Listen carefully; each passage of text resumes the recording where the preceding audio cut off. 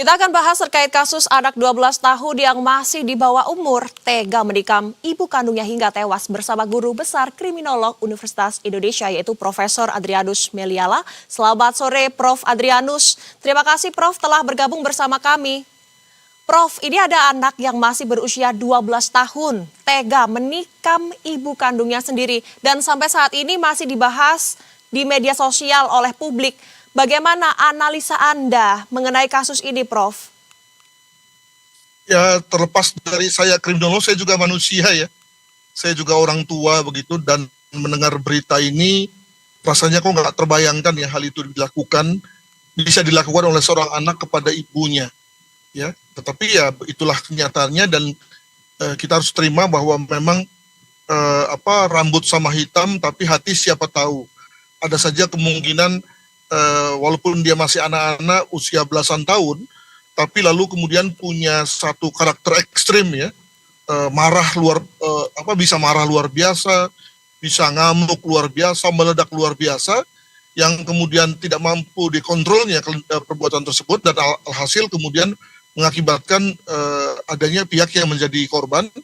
Dalam hal ini tak pelak adalah ibunya, begitu ya.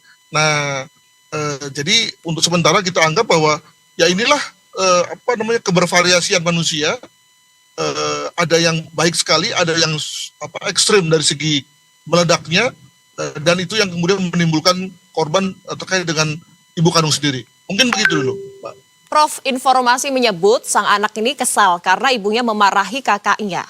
Apakah menurut Profesor, analisa ini motifnya sesederhana itu? Atau mungkin karena tontonan yang dilihat setiap harinya atau seperti apa, Prof? Ya, yang pasti bisa dimengerti bagi kita semua terkait dengan anak-anak usia segitu adalah memang labil ya, belum bisa menjaga emosi, belum proper menjaga emosinya. Dengan kata lain, ketika dia misalnya sedang ada perkelahian lah atau ada konflik dengan temannya di sekolah, bisa kemudian terbawa sampai rumah, satu rumah kemudian menjadi orang yang dimusuhinya juga, begitu ya. Nah, demikian juga ketika dia senang, maka kemudian senangnya luar biasa sampai kemudian tidak mau belajar. Jadi dengan kata lain, sebagaimana ciri daripada anak-anak usia seperti itu kan umumnya impulsif ya, mengikuti kata hati, mengikuti yang menjadi dorongan emosi pada hari itu. Dan orang yang kemudian impulsif itu juga lalu kemudian umumnya adalah orang yang dapat dengan mudah mengikuti atau dipersuasi oleh pihak lain. Dengan kata lain, impulsifnya itu sebetulnya berkat orang lain atau diakibatkan oleh orang lain. Jadi dalam hal ini ketika misalnya kakaknya dimarahi oleh ibunya, maka dia pun ikut marah, dia pun ikut sedih, dan tidak hanya itu, tapi lalu kemudian ikut berang dan menghantam orang yang memarahi kakaknya. Nah, jadi dengan kata lain, kita untuk sementara bisa melihat bahwa ketika yang bersangkutan itu marah kepada ibunya adalah satu bentuk impulsivitas khas anak muda, dari anak muda yang belum bisa mengontrol emosinya. Demikian. Prof, kabarnya ada 20 tikaman yang terjadi antara anak tersebut dengan orang tua kandungnya sendiri. Apakah semudah itu bisa melakukan tikaman secara bertubi-tubi, Prof? Dan apakah sosial media, lingkungan, bahkan apa yang dia lihat sehari-hari bisa mempengaruhi faktor tersebut?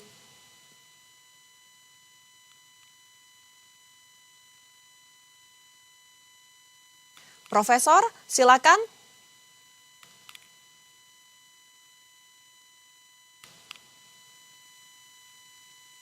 Prof, apakah masih bergabung bersama kami? Kami belum bisa mendengarnya. Ya, silakan ulangi. Ya, kabarnya ada 20 tikaman yang terjadi. Kira-kira ini motifnya karena apa? Apakah karena pengaruh dari media sosial, lingkungan sekitar, atau contoh-contoh melihat kejadian yang ada di sekitarnya? Mengapa anak seusia 12 tahun bisa setega itu, Prof? Menurut pendapat Anda seperti apa? Ya, jadi memang analisa umum tentang anak-anak dewasa ini, generasi yang kita sebut sebagai generasi X ini, apalagi karena dia terterpa dengan media sosial dalam